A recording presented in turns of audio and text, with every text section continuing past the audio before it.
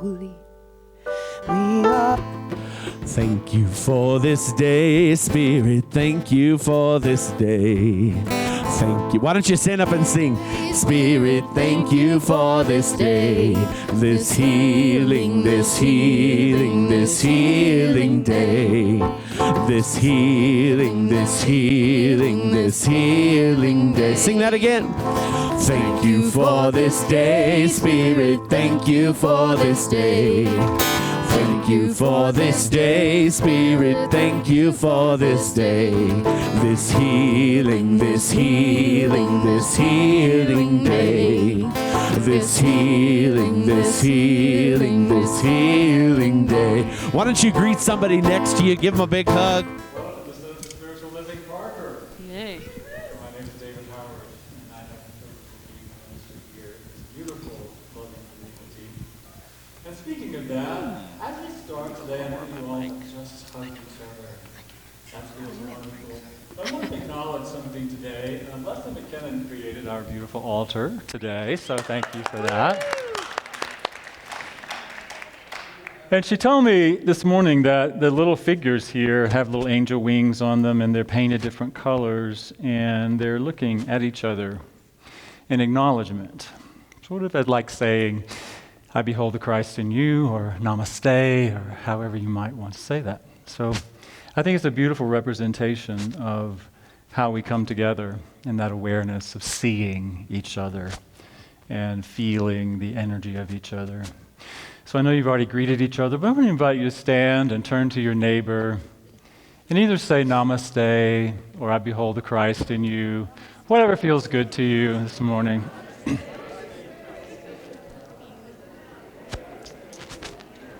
Stay back at you, sister. Back at you. Thank you for doing that.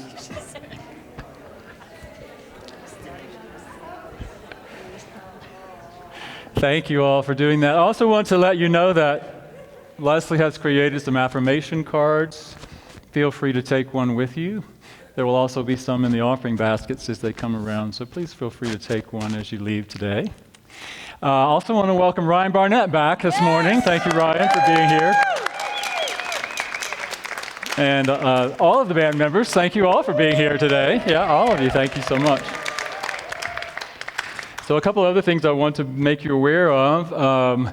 Dr. Vern reminded me that next week we begin daylight savings time. Oh, gosh.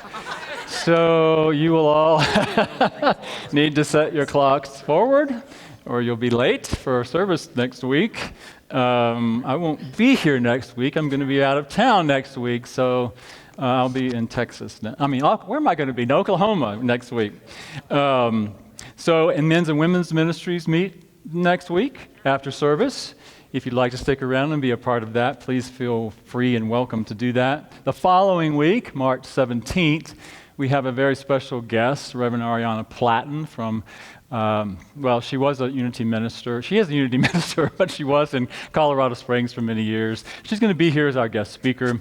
She's also going to be presenting a workshop, hopefully an hour and a half, on vision and mission and helping us to create statements for ourselves and sort of how we are growing, who are we here to be, who are we envisioning ourselves to be, and giving us a foundation for what we do and the things that we do here at CSL Parker. So I hope you'll be a part of that. Jeanette reminded me that the school has asked us to lock the doors at 10 after 10. That's their policy for safety. We haven't been doing that. We probably were not aware that we should have been doing that. So it will be our policy. We will do our best to have someone back there. So if you leave for some reason and need to get back in, that could be a challenge.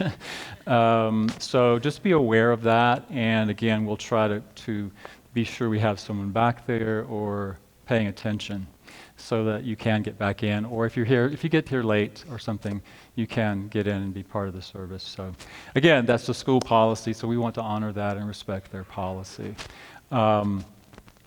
I also want to remind we have a lot of food today, so thank you all of those who have participated in our hospitality. But if you'd like to be a part of that, participating in that, bringing food, coming early, setting up, staying late, cleaning up, all of that is involved in hospitality, and we could use the help. So if you'd be interested in that, yes? Felina, back there in the back corner. See her. Yes, stand up so everybody can see you. Stand up, Selena. Yeah. And so you might be wondering what this is all about today. Some of you who aren't wearing these t-shirts might be wondering what it's about today, so you're about to find out. So I want to invite our Dean of Education, Dr. Vern Martin, up here. He's going to share some things with us today.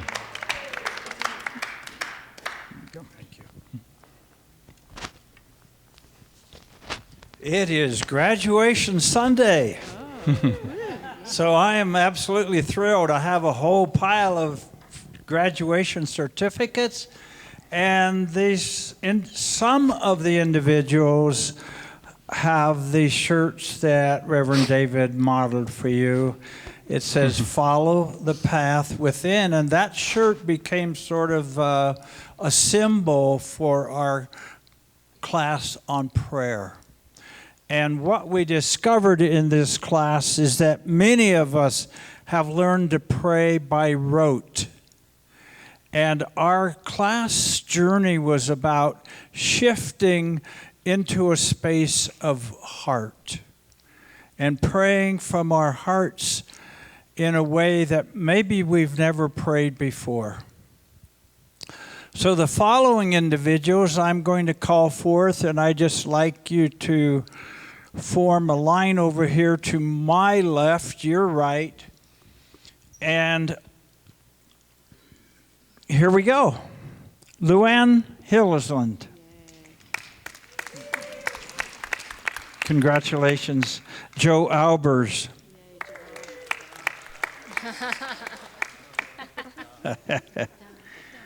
Hans Bennis, who was here and went home. I think he went home, didn't he? Yeah. So, Jeanette, would you be willing to... Oh, Jeanette Bennis.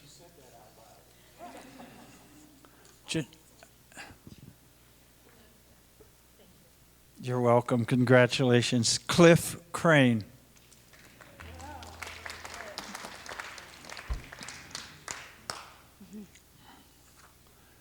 Congratulations, Cliff. Terry Encher. Terry.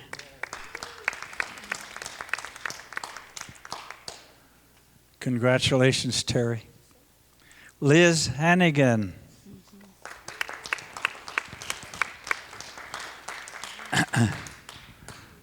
Looking good. Thank you, Liz.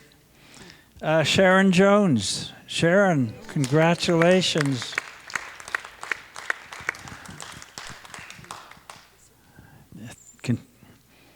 Mary Carusis, who I found out could not be here today, so I'll put her aside for the moment. Mary McDonald, same thing. And the infamous Liz Broodberg.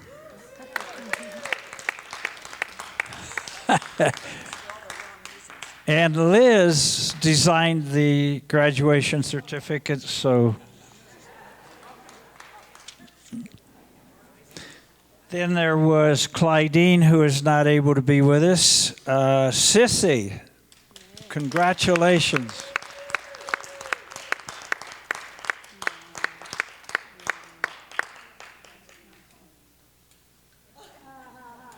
Yeah, I didn't know who you were when I saw the other name printed on there. I thought, who is she? All right, next is Barbara Barnett.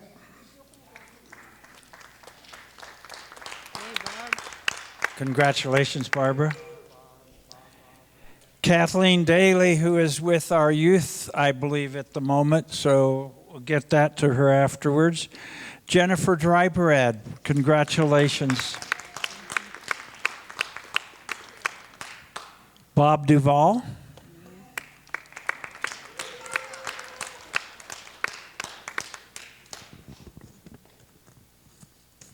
Congratulations, Bob. And then this other individual I don't know very well, but I'd like to call forward Reverend David Howard. He's one of our graduates. I'm so happy and proud. Kenny Johnson, please.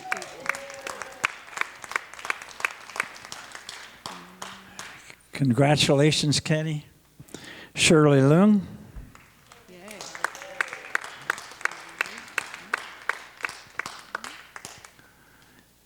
Yvonne Levy.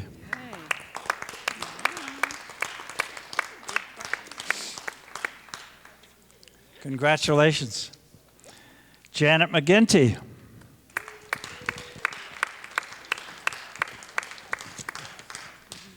All right, Janet. Irene McKnight.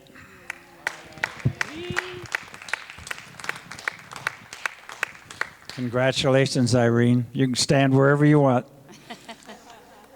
Catherine Ward. Congratulations, Catherine. Pam Eichenberger. Yay. Congratulations. Pam was one of our facilitators along with Luann. Anyway, take a look at this group and let's congratulate them with a hearty round of applause.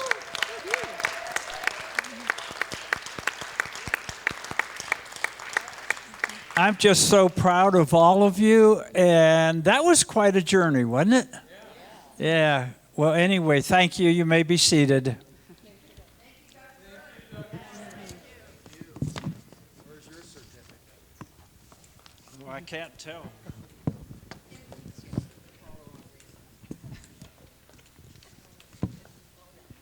I think the heartening thing about this is seeing the number of individuals from our community who have chosen to participate in their own spiritual growth.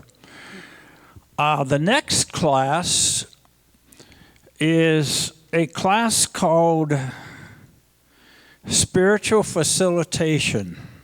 Now, you want to pay attention to this class because they are going to be individuals who have been trained and who have cleared their own consciousness to become future facilitators of classes at CSO Parker. We began this journey way back in September of 2023. We've met once a week or more often, and these individuals have a lot of courage. They had to stand up in front of their peers, present classes, let go of any ego things that could have gone to their head. And in great humility, I want to say that I am really proud to announce that any one of these following individuals, you'd be proud to have them as a facilitator. So be watching over the next months because we're going to be announcing classes that they will be offering. Classes like The Wizard of Oz, classes like grief, relationships, healthy relationships, I must add. Anyway, so without any more blah, blah, blah from me, let's welcome the following individuals. Ann Grove, please.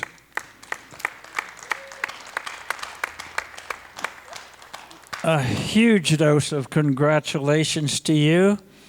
Jeanette Bennis.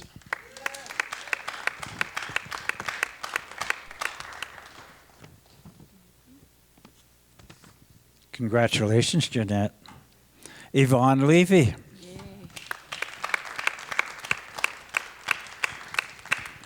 You see some of these people more than once. Shirley Loong.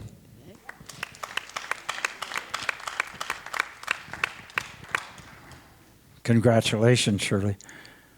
Leslie McKinnon.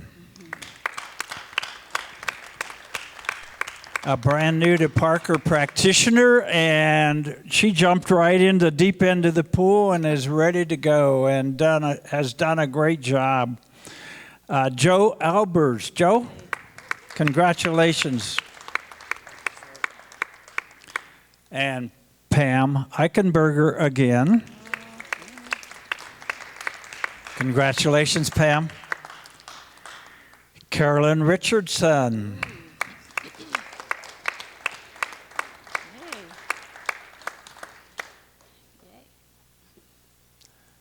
Congratulations, Carolyn. Luann Hilsland.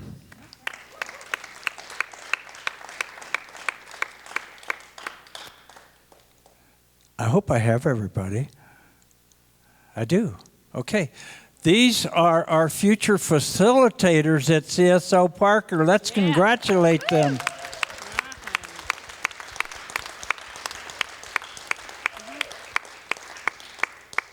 Thank you. You may all be seated. I am so proud of each of you because I know what your journey's been like.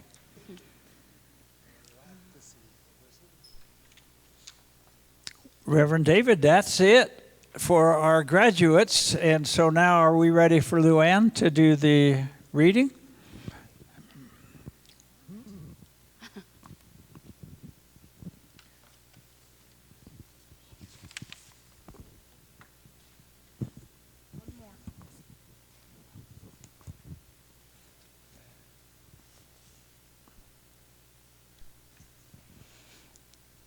And so now let's all take a breath, move down into our hearts.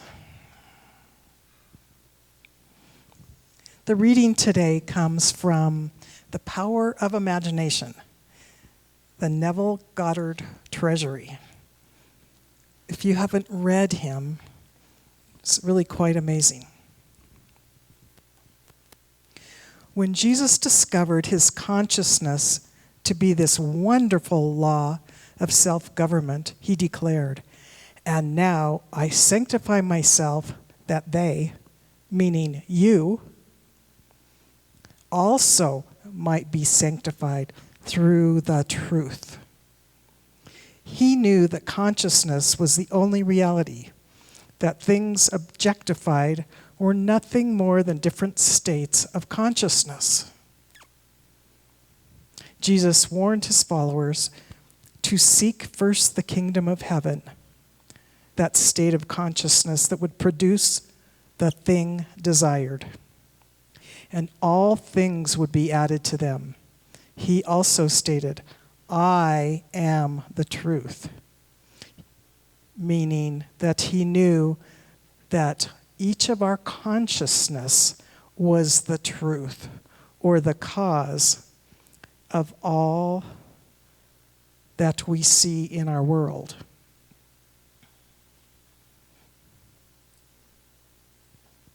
I am the light of the world. Our consciousness is the eternal light, which crystallizes only through the medium of your conception of yourself. And you will automatically change the world in which you live by changing your consciousness. Do not try to change other people. They are only messengers telling you who you are. Revalue yourself, and the people around you will confirm your change.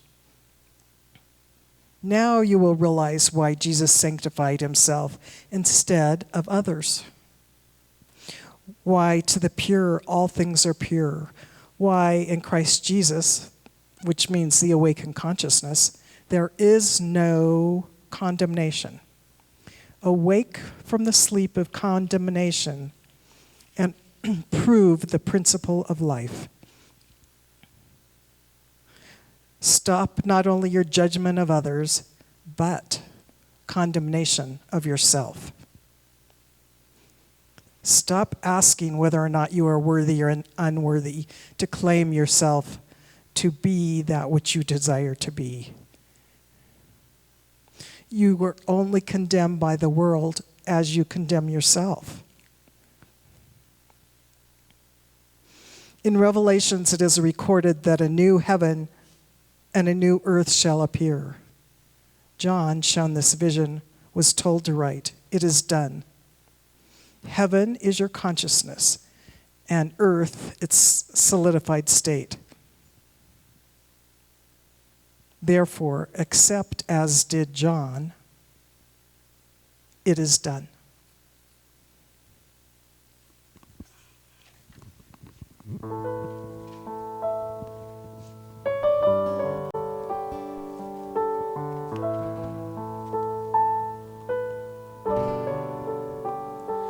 In the stillness of this moment, there is peace. There is peace.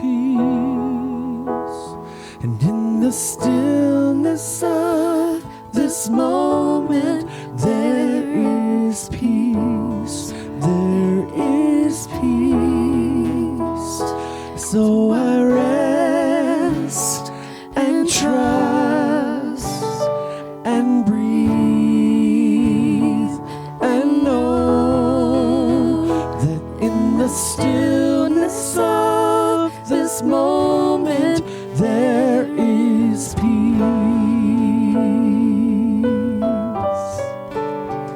Oh, in the stillness of this moment there is peace. There is peace.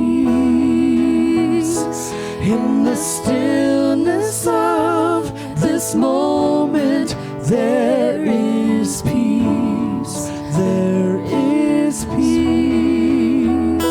So I rest and trust and breathe and know that in the stillness of this moment, there is peace.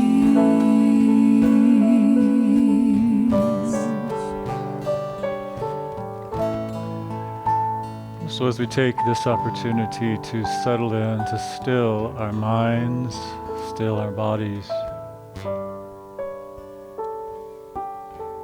breathe into that still point at the center of your being.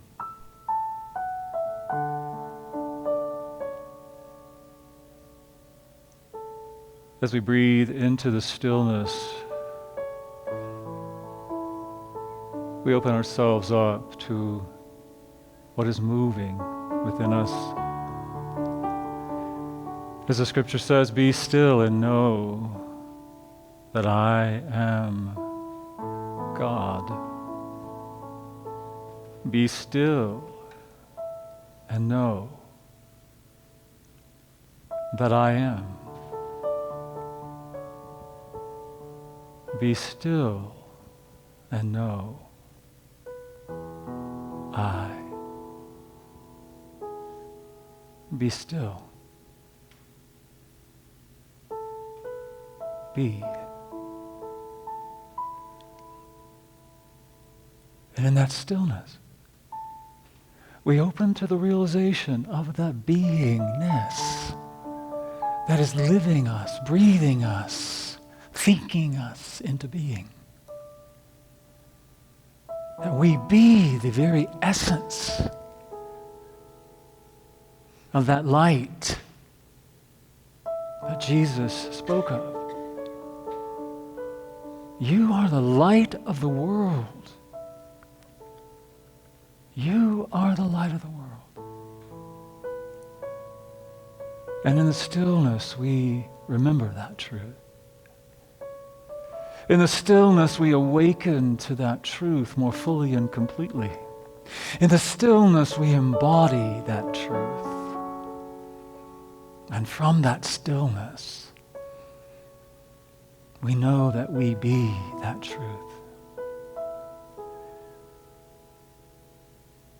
And so as we spend just a short time in our own stillness and silence,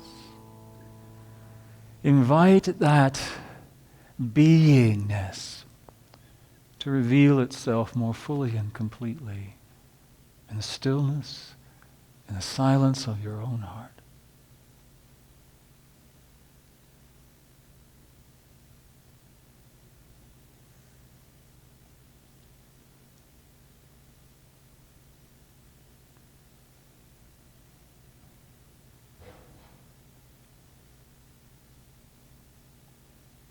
And it is in that stillness that we rest.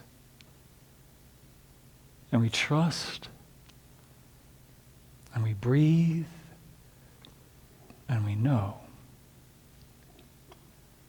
that in the stillness of this moment, there's peace, there's love, there's light. There is the very beingness of the divine that I am, you are. And in this next breath, we come back into the awareness of this time and space in the body, feeling supported, feeling reawakened. And with this next breath, we affirm it by declaring together, and so it is.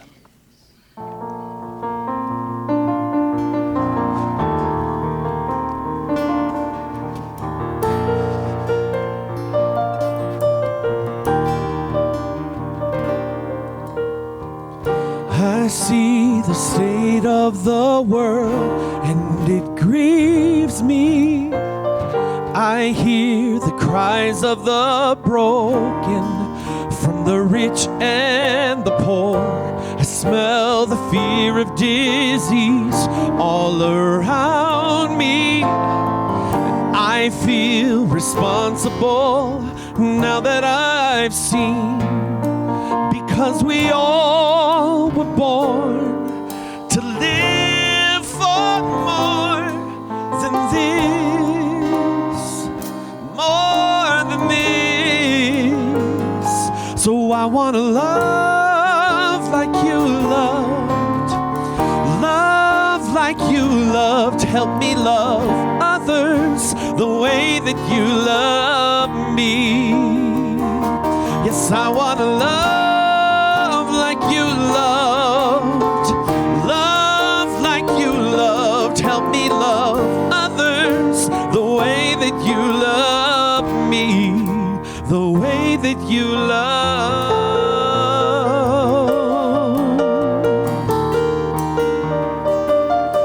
me.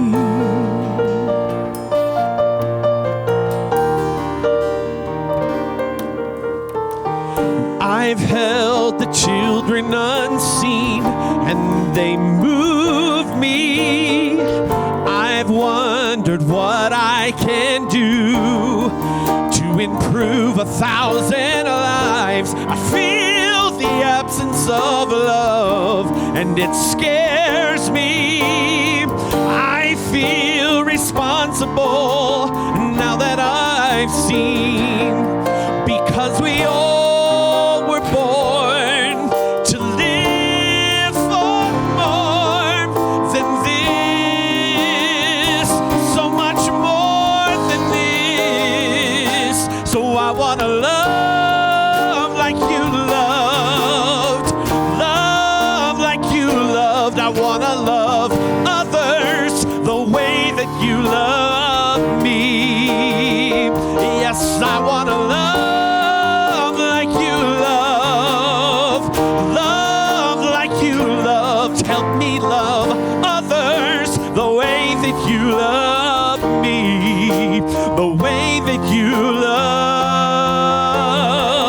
I was that lost soul that you rescued. Oh, and I was the orphan you adopted and brought into your heart.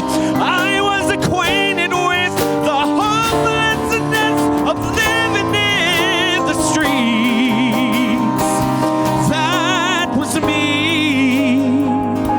So I want to love like you loved, love like you loved. Want to love others the way that you love me. Oh, I want to forgive like you forgave and rescue like you have saved others, others, others, oh, others, oh, others the way that you love me, the way that you love.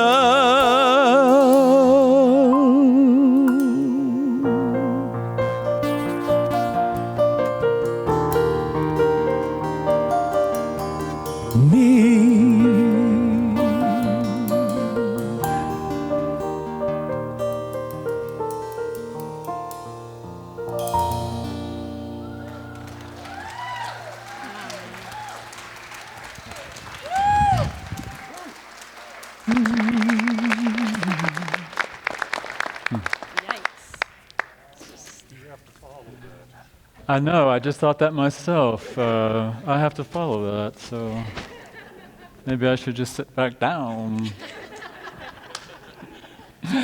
Thank you, Ryan. That was beautiful. Appreciate that.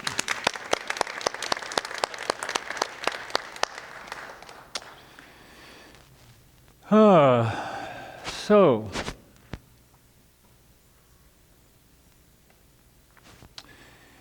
for those of you who haven't been here in the past couple of weeks or haven't been following the past couple of weeks, we've been looking at this book. Adyashanti, who is a Zen Buddhist teacher, wrote this book. Actually, I think this book was a transcription of some talks that he gave at Sounds True Studios. It's called Resurrecting Jesus, Embodying the Spirit of a Revolutionary Mystic. And the book talks about the Jesus story as a story. And he looks at the story through the lens of metaphor and metaphysics, myth. And so as we look at the story, he talks about Jesus being the metaphor for our own path of awakening, and how we can follow Jesus' journey through his own path of awakening to his divine essence. And he talks about, well, what is awakening anyway? And I know I'm paraphrasing what he says, but he talks about awakening as an expanded consciousness. Not continuing to see things the way that we have been seeing things, not the way that we have been seeing ourselves or the world or other people, but expanding so that we can see, have the consciousness, and see through the eyes of the Christ, if you will, the true self, if you will, or just the consciousness in the eyes of love. And so today, as I was listening to the rehearsal, I was listening to the music, I was listening to the lyrics, I was listening to just the vibration that the music begins to create in the space. I was really more consciously aware that yes, we can look at the life of Jesus as a path of awakening, and it's a beautiful way for us to look at that. But we're singing about, we're talking about, we're moving in this energy of love and service and ministry as well. That song is about showing up as love in the world. And we can also look at the life of Jesus, the story of the life of Jesus. Again, we're looking at it as a story. Whether you believe it's factual or not, it doesn't really matter if you can open enough to just see it as a story. And maybe even see yourself in the story. That awakening is wonderful and powerful and beautiful and so needed for all of us. But if we don't do something with it, then what good is it? What good is it? And so I think that, yes, let's focus on our awakening, expanding consciousness. And I see myself when I'm saying expanded consciousness doing this. Well, that ain't it. I'm talking about expanding consciousness here. The path within our hearts. That's that representation of that divine love. That we are here to live.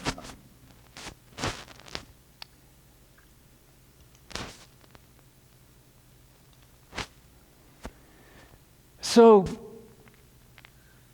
what we see in the story, I think, as we're following the story of Jesus, as he's baptized, he goes into the wilderness, he faces his own shadow.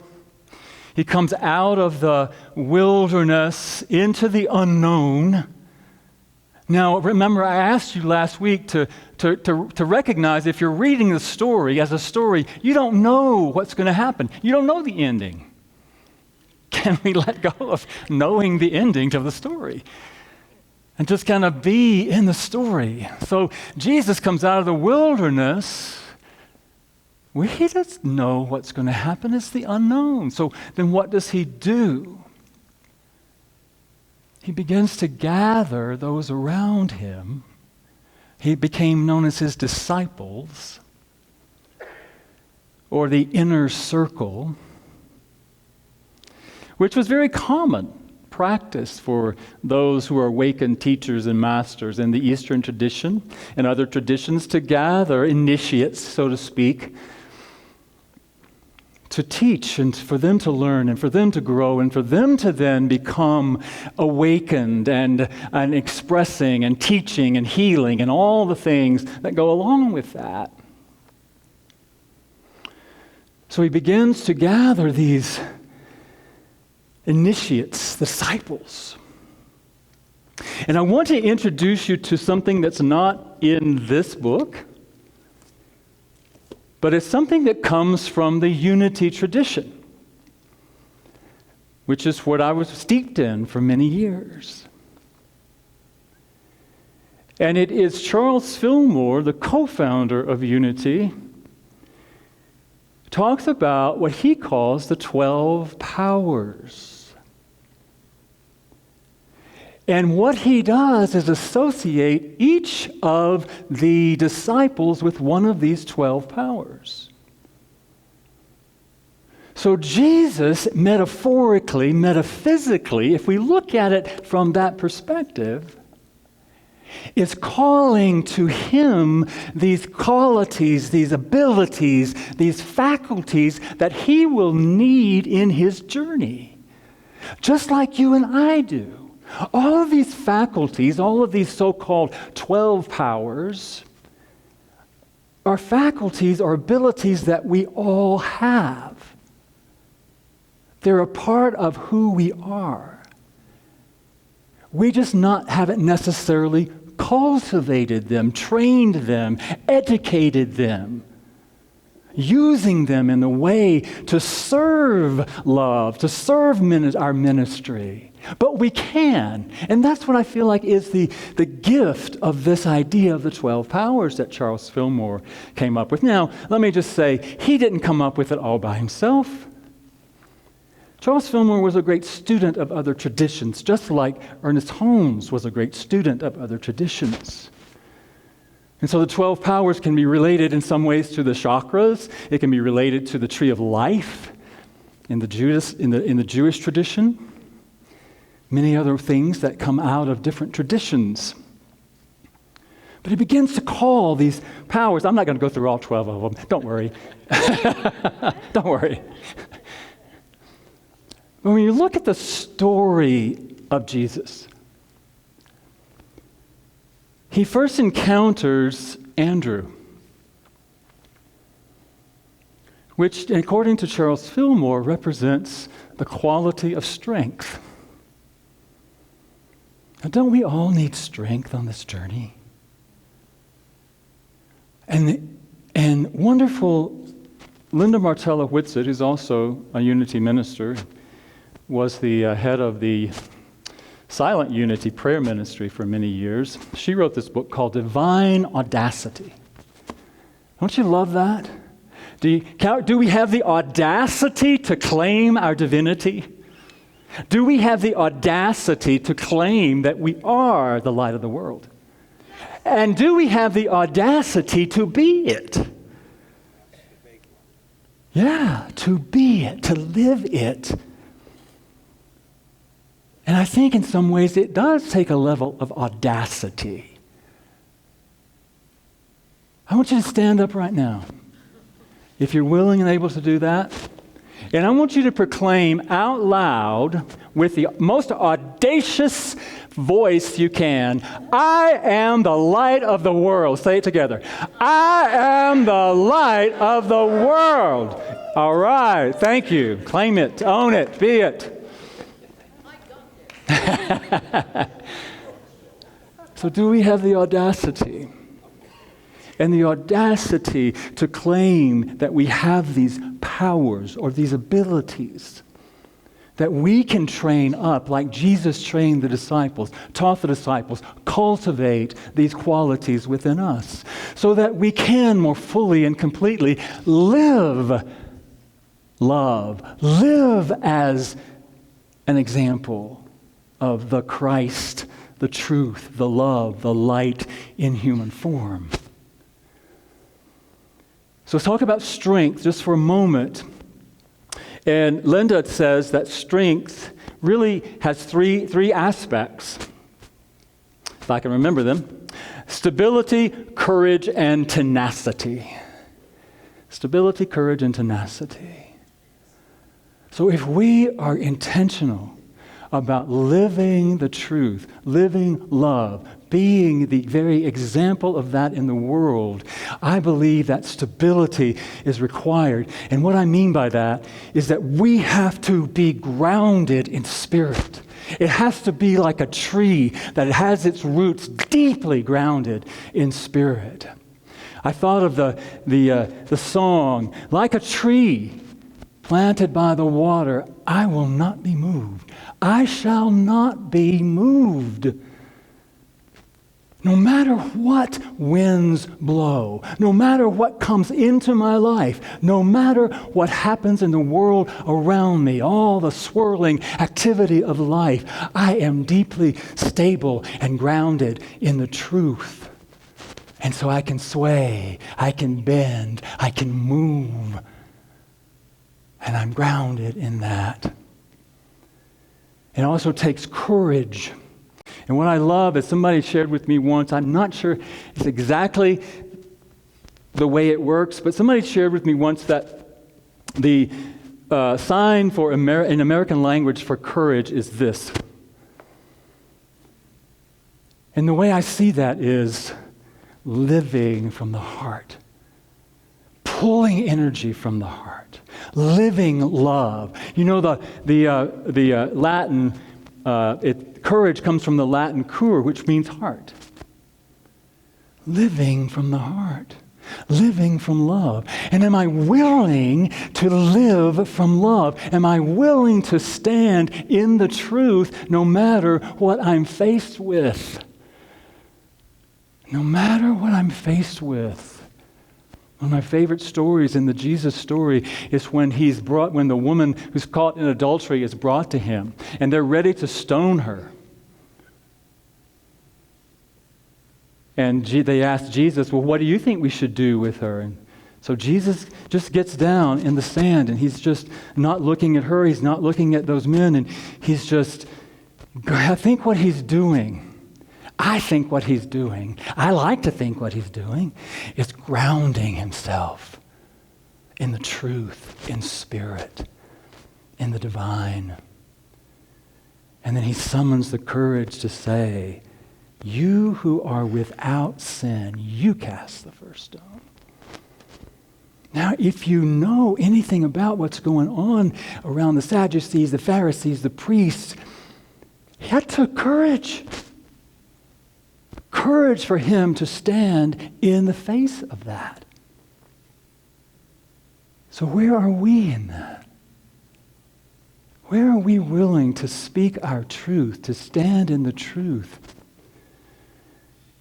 and be who we know that we are here to be? Jay's here today, and we are going to his family this weekend in Oklahoma to celebrate what would be his father's 100th birthday. So we're having a celebration. And a lot of his family are very steeped in traditional Christianity. Most of them are Baptist. And they have different ideas, imagine that, about God, about life. And so I've wondered about that. I've wondered, not that it's really ever become a conversation with them, it has become a conversation with some of my family, but how would I stand in my truth if someone were to say, are you a Christian? Do you believe that Jesus died for your sins? Do you believe, and are you saved? And what would I say? Will I be willing to stand grounded, stable in my spirit and speak the truth for me? What's my truth? And I believe we all have opportunities to do that. Not necessarily that, but in many opportunities in our life to speak what's true for us. Do we stand in that? And do we have the tenacity to keep doing it? To keep coming back? Because sometimes we falter. Sometimes we falter from our highest ideal, our highest intention to be love in the world. At least I know I do. But do we have the tenacity to keep coming back? Keep picking ourselves up. Keep coming back to that place of grounding ourselves in spirit and then making a different choice. Those are the qualities of strength. And then he encounters the brothers, James and John. Now, let me say this about this story. James and John represent wisdom and love in the 12 powers. I think, knowing when the story was written makes sense. But if I was writing the story today, and I bet if many of you were writing the story today, wisdom and love would not be personified as men. You think? You think?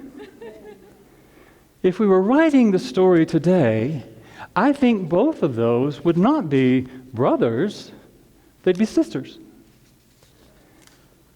Because I want to share with you something that Reverend Linda says in her book that struck me.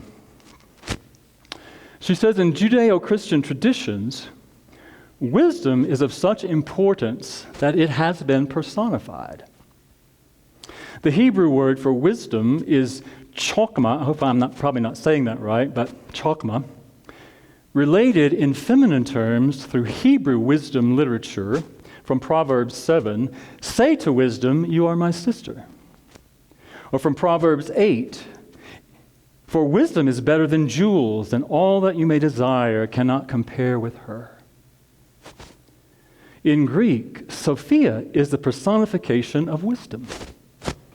Gnostics portray Sophia as the energy of spiritual intuition, a partner with the creative principle in bringing the world into form. The Christian New Testament introduces a masculine aspect of wisdom, the Holy Spirit, which, I will say, even Charles Fillmore, the co-founder of Unity, says the Holy Spirit is actually the divine feminine aspect of God. The dwelling of God in humanity is represented in one Hebrew word, Shekinah, which is the feminine name for God in Judaism. So wisdom, when we look at it from that perspective, is a quality, not of the mind, not of the thinking, but of the heart. And even deeper than the heart. I love the way this shirt fits me because the center of it is right here in my gut, in the solar plexus area, the solar plexus. And in Charles Fillmore's idea, that is the center of wisdom. It's a deep place of knowing, of intuition, of listening to spirit, listening to the voice of the divine. It is a feeling place. It is a place where we can discern, a place where we discern what is in alignment with our divine nature. What is in alignment with who we truly are? Not up here, but down here. And then we can take what we discern, what we intuit, what we discern in our wisdom, and then apply it to making a choice or making a decision. Because we all make decisions in our lives, don't we? I know we're running late today, but I wanted to share with you, I didn't learn much in school. Well, that's a big statement, isn't it? I didn't learn much in school.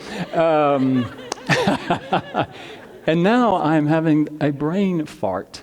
So, anyway, I think it's important for us to honor that. No matter what body you're in, no matter if you're in a male body, a female body, it is the divine feminine within us that we call upon for that. Wisdom, intuition, discernment, knowing what is ours to do. And going back to what we talked about at the beginning, not just for us, but for the world. What action do I take in alignment with my truth, in alignment with Spirit? How do I serve the world? And then lastly, I do want to talk just a little bit about love. Dr. Vernon and I had a conversation this week about, well, what is it anyway? You know, how do we really define love? How do we talk about love? As a power, as a center of energy within us, a quality. Again, it's not just an emotion, it's an energy. And Reverend Linda in her book talks about it this way, that love is an attracting power. And the way I see that is that it is the highest expression of the law of attraction. That the love that we are is the highest expression of the law of attraction, because as we cultivate that love, as we align with that love, as we attune to that energy within us, we can know and trust that that energy is attracting us and attracting things to us that serve our awakening and serve our ministry in the world. It may not feel that way all the time. We may not necessarily like what comes to us, but if we find ourselves centered in love, cultivating that quality, that energy, that light within us, centering ourselves, again, even deeper than the heart, down into that center of wisdom, that center of love and wisdom. That's why they're brothers. That's why they should be sisters, because they work together. We center ourselves in that spot. And then we trust. We breathe and we trust and we know, as the song says, that everything that comes into our lives is love attracting what we need. Yeah? Yeah. People are going, I don't know about that. Yeah, I'm not so sure all the time, but I believe that. I believe that's true. And so it attracts, and then I think then the love, as we open up to that, it can harmonize for us those times when our thoughts are not in alignment with that, when we're judging, when we're criticizing, when we're blaming, when we're worried, when we're afraid, all those things that come up for us. Not that they're bad, but when we You know, when we center ourselves beyond this thinking mind, although we need that, I'm not discounting the power of the mind. We need it. When we can move deeply into love, into wisdom, it is there, I believe, that we see rightly. As Jesus, the story, the scripture tells us, don't judge by appearances. Judge with righteous judgment. Judge with righteous wisdom. See through the eyes of love. See all as self. And I believe that is what it means to really see through the eyes of love. To see all in unity, all as self. To see each other as the divine. And when we do that, we truly set the stage for a healing beyond what we might even begin to imagine. And thank you, Leslie, for representing that so beautifully on this altar today. We didn't talk about it. We didn't talk about the songs. We didn't talk about any of this that has manifested. But how perfectly it manifests. To example for us.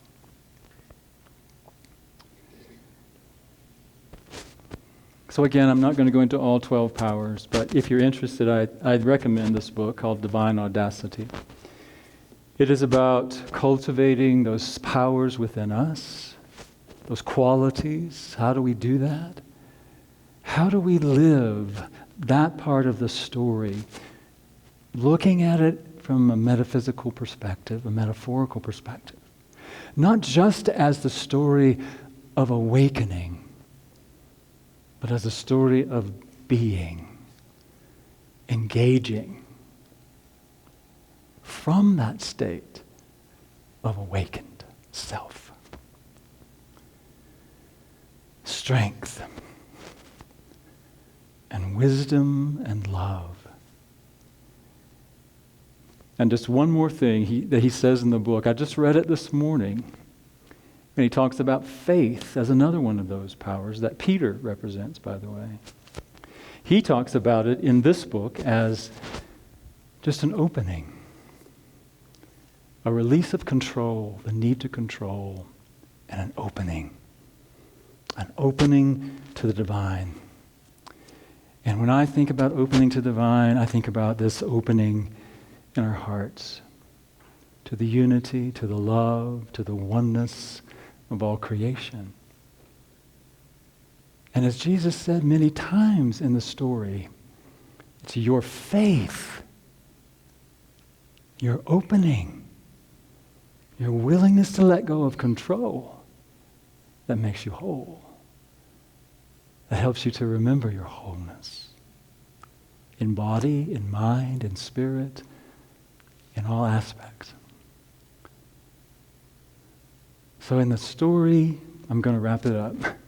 In the story of Jesus, you will see many times, not many times, but several times, when Jesus has these experiences of transfiguration, when he goes to the garden in Gethsemane, he takes these powers with him.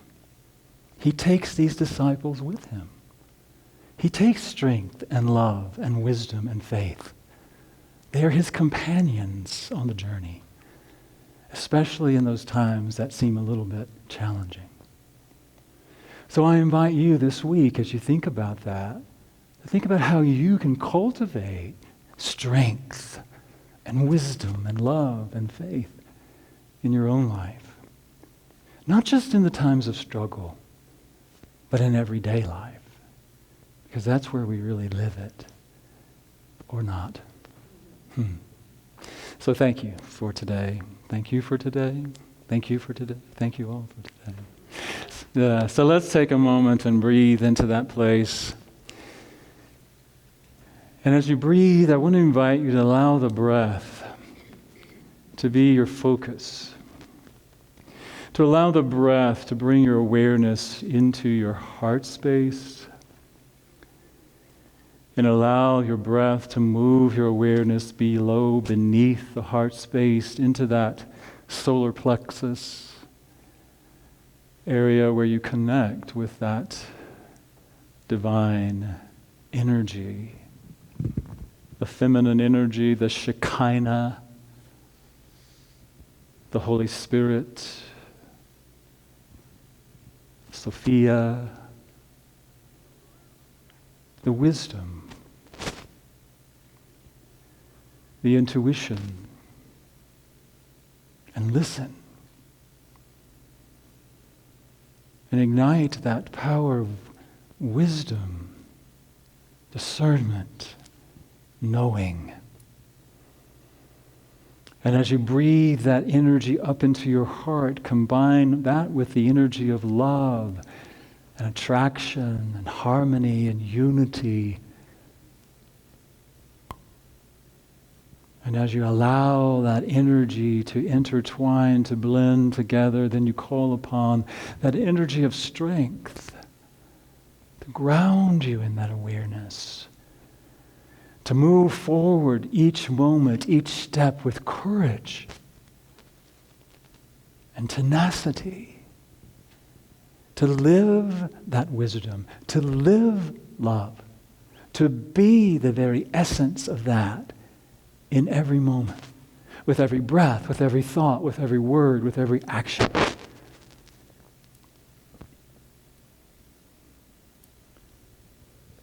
And so in this moment, we claim it. I am the light of the world. And I claim that with audacity. And I be that audaciously.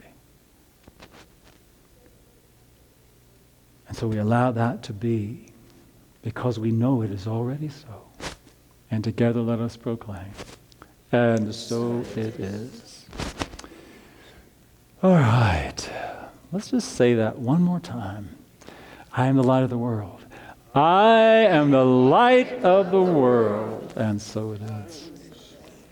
So now is our opportunity to share. I do want to remind you that there are some affirmation cards in the basket, so please feel free to take one of those as the basket comes around and share what you're going to share. I know many of you share in other ways, so we want to say thank you for that as well.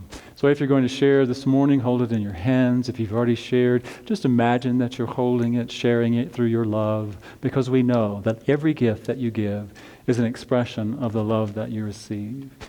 And so as we open ourselves to knowing, we are constantly in the flow of that divine life, and that divine life expresses itself in so many ways.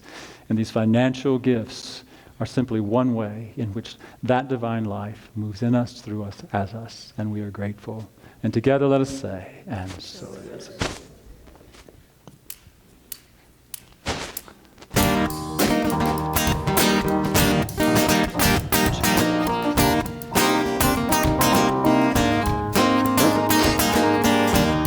All the colors of the rainbow,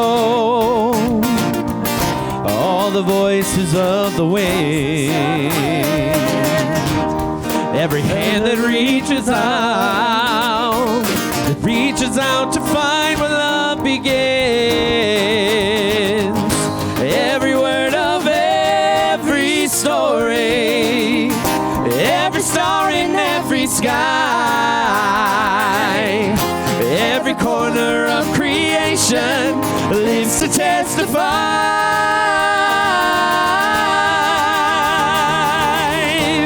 For as long as I shall live, I will testify to love. I'll be a witness in the silences when words are not enough.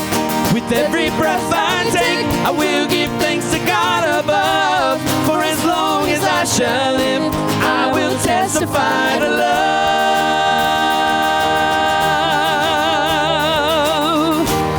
From the mountain mountains to the valleys,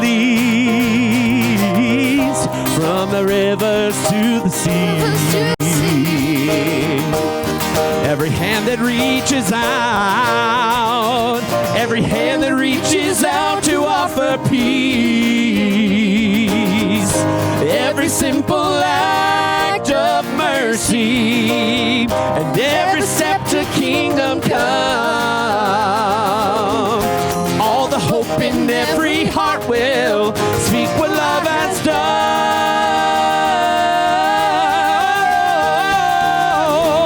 For as long as I shall live, I will testify to love. I'll be a witness in the silences when words are not enough. With every breath I take, I will give thanks to God above. For as long as I shall live, I will testify.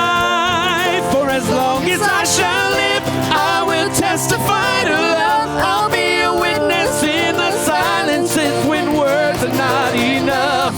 With every breath I take, I will give thanks to God above. For as long as I shall live, I will testify to love. Testify, oh yes, all my life I'll testify. With every breath I take, I will give thanks to God above. For as long as I shall live, I will testify to love.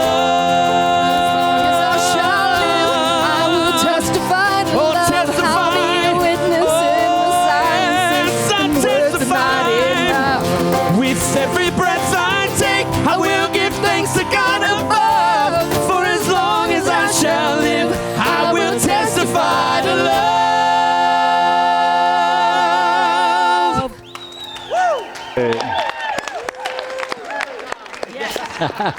Testify. Thank you. Beautiful song. Thank you all for the beautiful morning. And please, let's all join together as we give thanks. Feel that sense of appreciation deep within you for all the good that you are, all the good that flows in and through your life. And we give thanks this morning for these gifts and offerings. We know that they are given as expressions of love, and we know that we share them in love. And we are blessed in the giving, we are blessed in the receiving, and we just give great gratitude. And let us stay together. And so it is. New song. Ready? New song? We are singing and we are praying. We are calling a new earth. We are singing and we are praying. We are calling a new earth. We open our bodies to listen. We dream the world awake. We hold to the starlight vision. Our love is a vow we make. We are singing and we are praying. We are calling a new earth. We are singing and we are praying. We are calling a new earth. We take a stand for survival. We take a stand for all. We stand for the heart's revival. Our love is a healing call. We are singing and we are praying. We are calling a new earth. We are singing and we are praying. We are calling a new earth now.